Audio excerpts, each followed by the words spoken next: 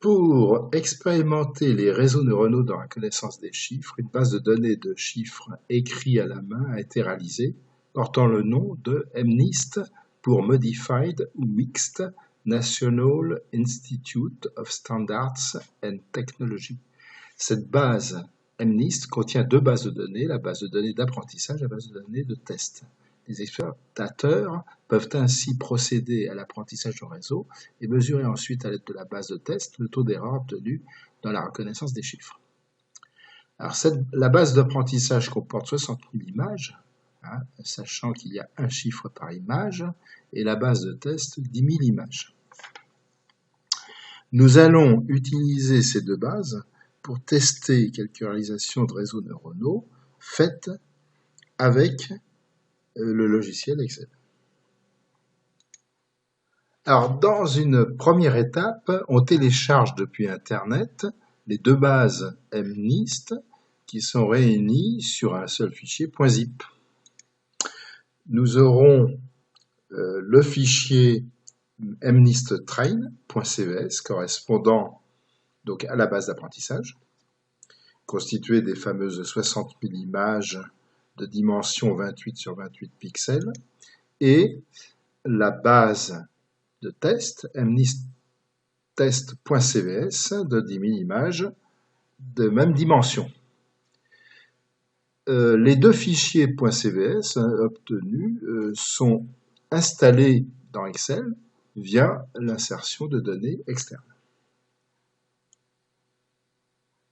Voilà, une fois l'insertion des données effectuées dans la feuille Excel à partir du fichier .cvs, le nombre de lignes Excel est égal au nombre d'images du CVS, chaque chiffre étant représenté sur une seule ligne de la feuille Excel.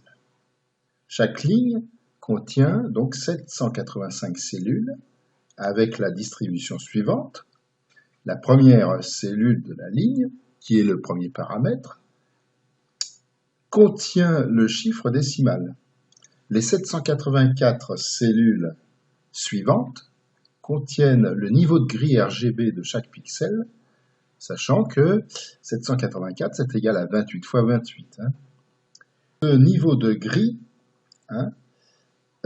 correspond en fait à une valeur établie entre 0 et 255 qui est fournie sur chaque paramètre R, G et B.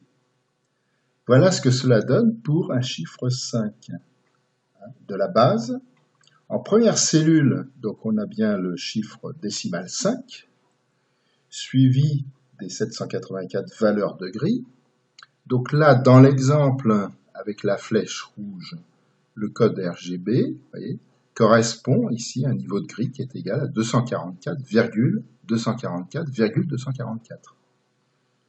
Donc il n'y a besoin que d'une cellule pour indiquer le niveau de gris. Alors, si l'on veut représenter le chiffre, donc il faut faire un petit programme qui affichera les pixels sur un carré 28 sur 28. Voilà.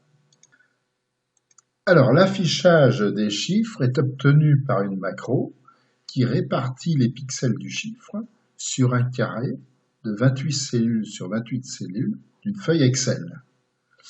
Voilà ce que ça donne. Voilà. Dans le chiffre 7 qui apparaît, 2, 1, 0, 4, 1, 4, 9, 6, 9. Voilà. On se contente ici d'un apprentissage sur les 1000 premiers chiffres de la base qui comporte 60 000 chiffres en apprentissage. Alors, une ligne d'entrée correspond à un chiffre dont les éléments ici sont normalisés aux valeurs comprises entre 0 et 1. C'est-à-dire qu'on divise le code RGB par 255.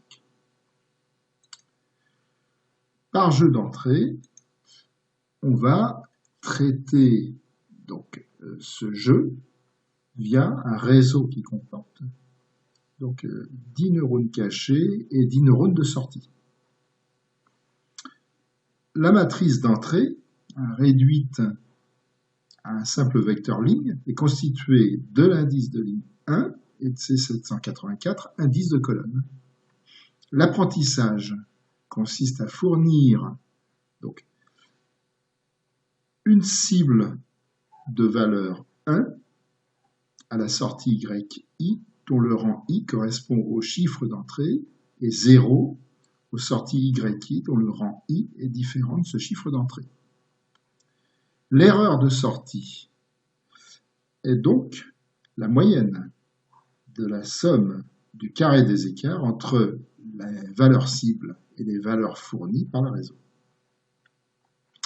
Après apprentissage, sur un chiffre d'entrée, on désignera le rang de la sortie Y qui affiche la plus forte valeur comme le chiffre détecté. On pourra ainsi, via la base de test, constituée de chiffres qui n'ont pas participé à l'apprentissage, vérifier les performances de reconnaissance des chiffres.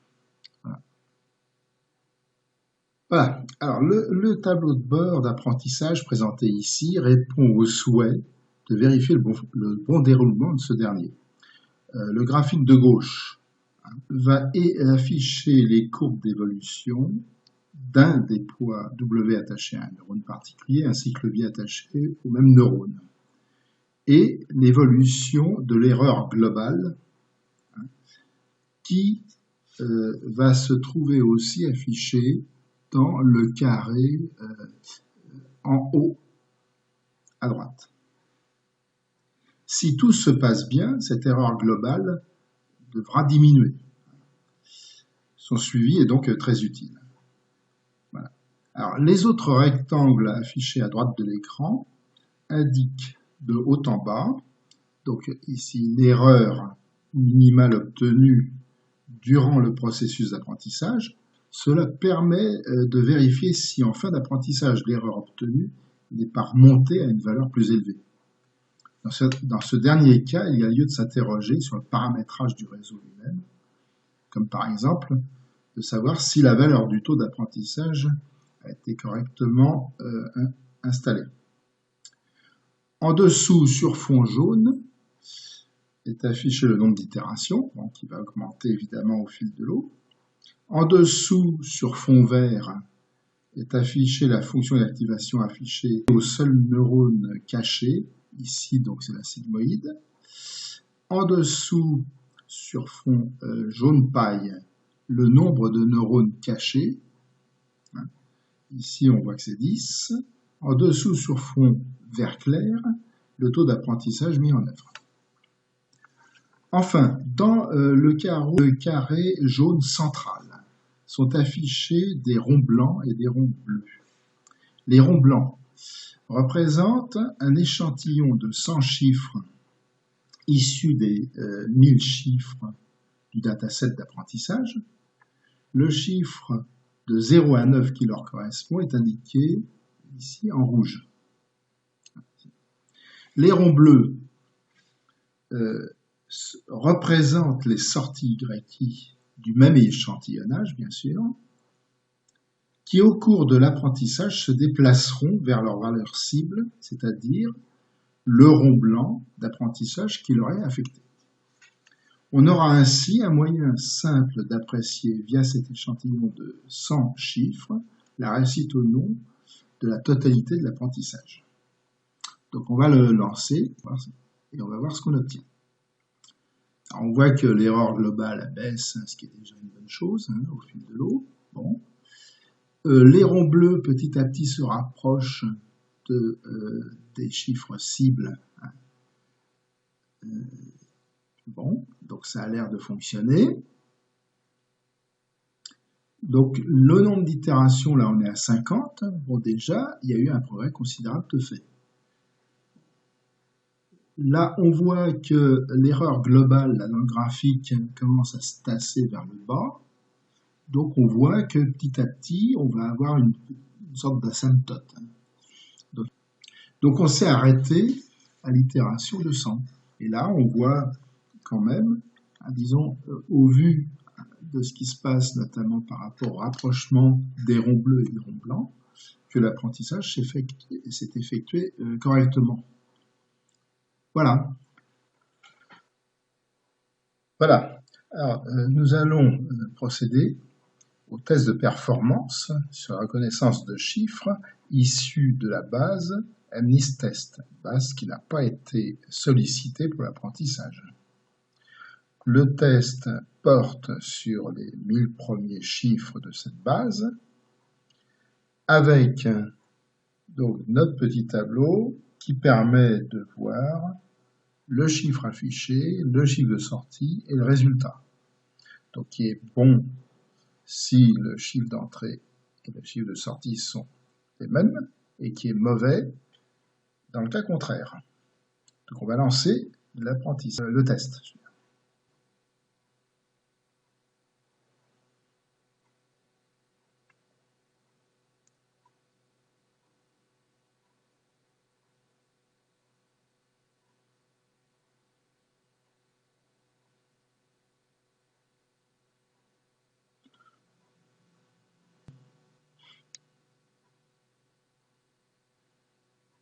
Voilà.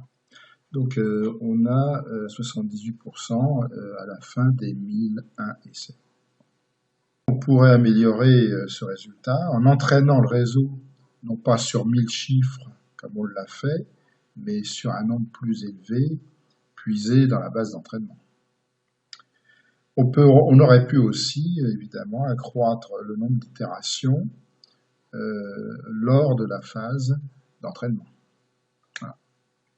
Alors, pour essayer d'analyser les erreurs, on va afficher les chiffres d'entrée non reconnus en sortie. On va essayer de voir ce qui se passe. Alors, le 9 a été reconnu comme, le 4 a été reconnu comme un 9, par exemple.